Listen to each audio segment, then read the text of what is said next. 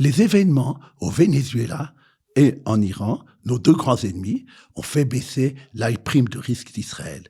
Et AliExpress va augmenter ses prix et c'est pas de la faute de Smotrich. Si les événements au Venezuela, en Iran, du point de vue économique vous intéressent, si vous voulez savoir pourquoi nous allons payer plus cher nos colis AliExpress, ou bien si vous avez des SICAV, ou encore si vous vous intéressez aux valeurs montantes du SP500, restez avec nous parce que c'est le moment de la chronique économique de Daniel Guggenheim, ici présent sur le plateau. Daniel, bonjour et bienvenue. Bonjour. On est ravis de vous retrouver. Alors, on va commencer avec l'actualité parce que l'économie rejoint toujours l'actualité brûlante et on voudrait savoir qu'est-ce qui s'est passé en termes économiques par rapport aux événements au Venezuela et en Iran. Est-ce qu'on peut avoir des précisions, Daniel ? Je dirais surtout les conséquences économiques des événements au Venezuela et en Iran. Je dirais une phrase pour résumer ça. La prime de risque d'Israël a baissé et la prime de risque du Venezuela à l'Iran, si elle avait besoin, elle a encore augmenté. C'est ça qui s'est passé. Alors, pourquoi je dis ça, quel fait on a vu? Première chose, la bourse. On avait parlé la semaine dernière que c'est la première fois qu'Israël n'était pas le dimanche. Ça s'est passé Shabbat, le truc. Et on avait dit que la bourse était souvent un sismologue d'Israël pour tout ce qui se passait après dans les autres bourses pour montrer en avant-coureur comment on réagit à ce qui se passait. Et donc, on n'avait pas ce signe-là. Mais qu'est-ce qui s'est passé dans les bourses israéliennes et dans les bourses mondiales, mais un peu moins, surtout dans la bourse israélienne. Donc le lundi le lundi, ça a été l'euphorie. L'euphorie, non seulement qu'il y a énormément d'argent, de transactions qui étaient faites, un record de 13 milliards de shekels, mais aussi les cours ont augmenté depuis ce moment-là. Et d'ailleurs, ils avaient commencé déjà un peu avant, au début janvier, le jeudi, les indices phares de 2 ou 3% par jour. Mais c'est quelque chose de phénoménal. Après tous les hausses qu'il y avait, on avait parlé, nous, ici, d'une prévision des économistes en Israël assez prudente de 15% sur l'année d'augmentation. On en a fait peut-être un tiers en quelques jours. Et donc, c'est incroyable.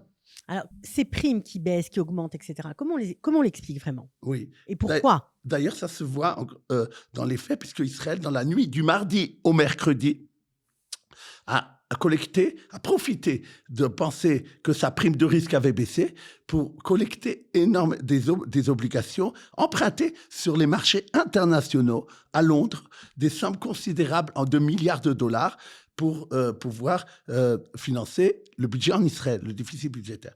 Maintenant, le taux sur lequel Israël l'a fait, on est revenu au taux avant la guerre, pour montrer vraiment que c'est revenu à un taux normal. Ça veut dire, c'est un peu plus cher qu'aux États-Unis, c'est normal, que ce que les Américains payent. Mais ça, c'est un fait. Maintenant, c'est évident, qu'est-ce qui s'est passé? C'est que, point de vue géopolitique et militaire, vous avez dit, l'économie rejoint la politique, c'est que la situation d'Israël est bien meilleure. Et donc, c'est ça que les gens y voient, puisque la situation sécuritaire d'Israël avait été à un moment donné, bien sûr, le provoquement avait provoqué une baisse à la bourse au début de la guerre, de 30% même. Mais c'est normal aussi, parce que les infrastructures, la guerre, toutes les dépenses. Et là, il est possible que même, peut-être, d'autres choses qu'on avait pensées, des dépenses ou autres sont moins. Maintenant, pourquoi je dis ça? Ça, c'est première vague. Deuxième vague, qu'est-ce qui se passe? La Banque d'Israël surprend tout le monde. Cette semaine, il y avait la décision sur baisse du taux. Et la plupart pensaient qu'il ne ferait rien parce qu'il avait fait déjà le mois dernier. Et il est prudent, il va très lentement, c'est un Suisse, il ne bouge pas. Et là, qu'est-ce qui se passe? Il a rebaissé de 0,15%, 25%, pardon. Ça veut dire qu'on est maintenant à 4% pour le taux des territoires d'Israël. Ça veut dire 1,5% en 2 mois, c'est énorme. Et lui-même, dans sa conférence, il a dit, vu la situation, je pense qu'à la fin 2026, le taux de la Banque d'Israël sera 1,5% en moins de maintenant, c'est-à-dire 3,5%. C'est formidable. Et formidable surtout pour les gens qui ont des emprunts, qui ont des prêts hypothécaires, etc. Maintenant, qu'est-ce qui se passe? Il a dit, les prévisions de la Banque d'Israël sont à la hausse. Pour la croissance, je vois plus de 5%. Et de l'autre côté, l'inflation, je la vois baisser énormément, vu ce qui se passe avec le dollar. D'ailleurs, c'était peut-être une des raisons Ils ont baissé aussi le taux. Et donc, ça a fait, il a dit, moins prévision d'inflation, 1,7%, alors qu'il y a quelques mois, il disait 2,5%. C'est extraordinaire. Donc, c'est encore Bon, c'est une extraordinaire, mais il décision. faut dire que pour les ménages et pour ceux qui ont des emprunts, ça va pas être une baisse Ah, très significative. On parle de 70 shekels en moins. Bon, c'est pas mal, mais c'est pas non plus la fin du monde. 70 shekels en moins pour, en moyenne, hein, par mois pour ceux qui ont des emprunts sur leur emprunt hypothécaire notamment. Bon, alors on se réjouit parce que c'est toujours moins cher, mais c'est pas encore la panacée. Alors moi, on a j'ai vu être un peu plus optimiste, j'ai vu entre 100 et 150, parce que sûrement, ça dépend de combien de temps est oui. votre taux. Disons que c'est une moyenne, ça c'est sûr. Alors on continue avec ceux qui sont fans voilà, des achats sur Internet et notamment les clients Mm. d'AliExpress. Moi, ils m'ont fait un petit peu la tête parce que on va payer plus cher le colis. Comme vous l'avez très bien dit, pour le coup, ce n'est pas la faute de Smotrich. Alors c'est Oui, la faute à qui? voilà, c'est un photo chinois, comme d'habitude. De quoi il s'agit? Le gouvernement chinois a pendant des années euh, fermé l'œil sur les plateformes digitales comme AliExpress et compagnie, sur les commerçants qu'ils hébergent dans leur plateforme. C'est-à-dire, ils ne regardaient pas tellement. Est-ce que c'était des commerçants qui payaient leurs impôts? Est-ce que c'était leur part sur la société, la TVA, etc. Et pourquoi ils ont fait ça? Parce que leur but de faire de la croissance en Chine passait par la croissance du e-commerce. Ils ont réussi. Mais il faut bien réfléchir que si on peut vendre une chemise à 2 dollars dans le monde entier, alors que la plupart des pays, c'est impossible, c'est pas seulement le coût du travail, c'est ça aussi. C'est le fait que la plupart des commerçants qui étaient donc enregistrés là-bas n'avaient pas des coûts de fisc et autres Ouais. sociaux que N'était il y pas avait. très réglo avec les taxes qu'ils devaient payer. Quoi. En octobre, la Chine a fait une loi disant qu'ils demandent maintenant aux plateformes, chaque personne qui vient sur votre plateforme, je veux un data. Je veux me dire qui il est, etc. Et donc, ils vérifient qui c'est, qui est bien enregistré. Et je vais augmenter comme ça mes recettes. Et c'est vrai, ils ont augmenté 13% leurs recettes. Mais qu'est-ce qu'ils ont dit à AliExpress, les plateformes et les commerçants chinois? Il n'y a pas d'omelette sans casser des œufs. Oui, c'est-à-dire si vous faites ça, alors nous allons augmenter les prix. Parce que nos marges n'existent plus. Puisque vous avez enlevé ça, même que on a un coût de production moins grand à cause des salaires et d'autres choses et que c'est en Chine, mais maintenant vous êtes venus. Et donc, les gens vont sûrement avoir dans les prochains temps une augmentation des prix. Donc, c'est pas seulement le colis, c'est-à-dire qu'on aurait pu comprendre dans le titre que c'était le paquet qu'on allait payer plus cher. Non, c'est pas ça. C'est surtout la marchandise qui allait augmenter sur ce genre de site. Donc, attention. On continue avec les frais de gestion de certaines SICAV. Alors, la SICAV, c'est votre dada. Daniel, vous adorez nous parler des SICAV. Souvent, alors au 1er janvier, ça monte. Alors, qu'est-ce qu'on fait? On vend ou pas, Daniel? Vous avez bien fait de dire c'est mon dada. Spécialement, mon dada, comme vous connaissez bien, c'est les SICAV monétaires. En hébreu, kaspitchiklis, qui sont les moins volatiles et ce qui est le plus sûr, ça correspond, on en a parlé souvent, c'est comme un dépôt. L'année dernière, ça a donné 4,5%. Donc, et c'est liquide. Donc, c'est très, très populaire en Israël. Qu'est-ce qui se passe? Comme les SICAV ont le droit, une fois par an seulement, d'augmenter de ces frais de gestion. Maintenant, ce qui se passe, c'est que les bénéfices ou ce qu'on peut avoir dans ces SICAV monétaires n'est pas tellement important. Eux aussi, ils ont des frais, de toute façon, les sociétés. Maintenant, ce qui se passe, c'est la chose suivante. Il y a 300 SICAV qui ont profité de cette permission d'augmenter les frais de gestion, et beaucoup, ça a été des SICAV concernant les casse-pillotes, donc concernant les SICAV monétaires en français.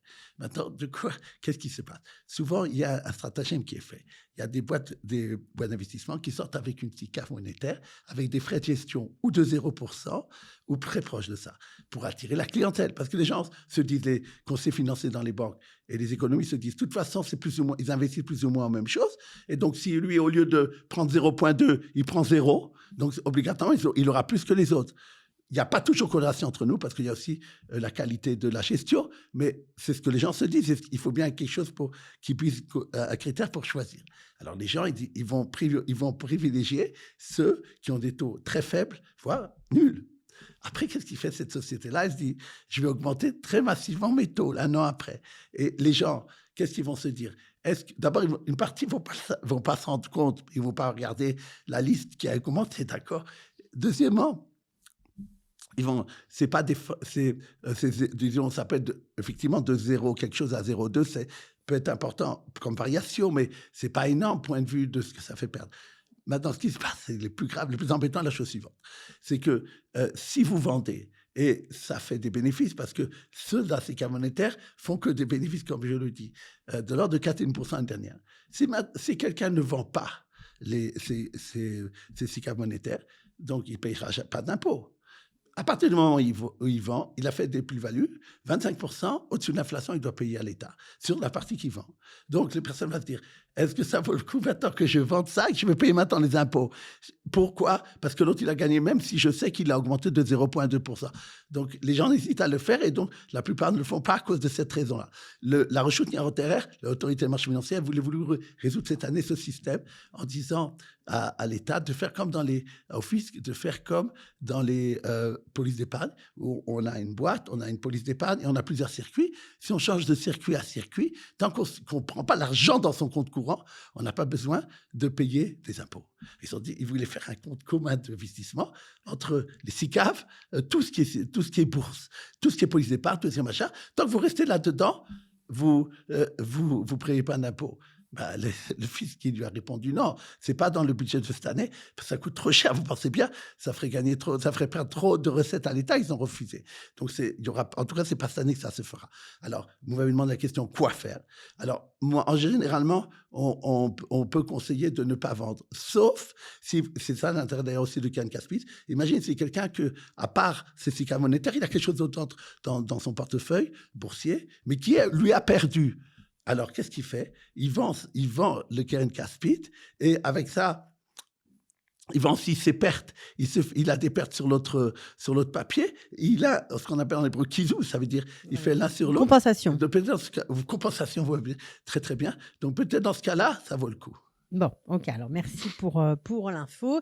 Et évidemment, on va conclure comme chaque fois avec une nouvelle sympathique qui nous vient de la bourse, cette fois-ci de la bourse américaine. On parle de la vedette OSP 500. C'est SanDisk qui a été fondé par un Israélien et pourtant c'est la star de la bourse américaine. Alors pourquoi c'est la star de la bourse américaine, Daniel? Tout à fait. Elle a augmenté en 2025 OSP 500 de 600%. Même à un moment donné de l'année, elle avait augmenté de 700%. Cette société-là est rentrée d'ailleurs dans la bourse qu'en 2025, OSP 500. Incroyable. Incroyable. Elle vaut autour maintenant de 37 milliards de dollars. Vous vous rendez compte comment c'est plus 5 fois, comme j'ai dit, un peu plus 6 fois plus qu'en février où elle est rentrée. Maintenant, pourquoi? C'est une société américaine, oui, mais fondée, comme vous l'avez dit, par un Israélien. Mais aussi, ce qu'il y a, c'est qu'elle est très, très liée à Israël. Elle a beaucoup d'employés en Israël. Elle a des centres de recherche là-bas. Et donc, ça nous concerne directement. Et c'est une société, bien entendu, SanDisk, comme dit le mot, qui est fait pour enregistrer, pour pouvoir garder le data, comme on appelle ça. C'est très, très, très en vogue en ce moment, surtout pour l'intelligence artificielle. Ils créent des très, très forts microprocesseurs de mémoire pour avoir une grande mémoire. Tout ça, c'est en vogue et c'est, comme je l'ai dit, aussi beaucoup d'Israéliens participent à ça. Et ils ont eu un chiffre d'affaires au troisième trimestre de 2,3 milliards de dollars, ce qui est impressionnant et c'est la raison pour laquelle ils ont eu cette performance. Eh ben nous, ça nous fait plaisir de mettre aussi Israël sur la carte économique. Bon, de toute façon, on y est depuis longtemps, on n'est pas prêt d'en descendre et on est ravis quand vous nous signalez de bonnes nouvelles pareilles. Merci beaucoup en tout cas, Daniel. On se retrouve la semaine prochaine pour d'autres nouvelles économiques. Merci.